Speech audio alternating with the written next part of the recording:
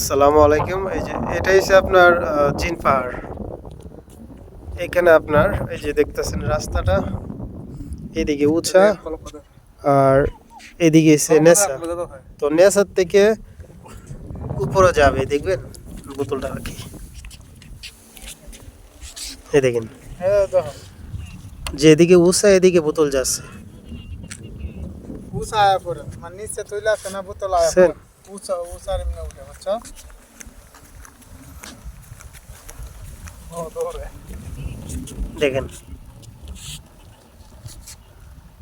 উপরে বোতল যাচ্ছে অথচ সেই দিক থেকে হাওয়া চলে আসতেছে, হাওয়া আটকাতে পারতেছে না।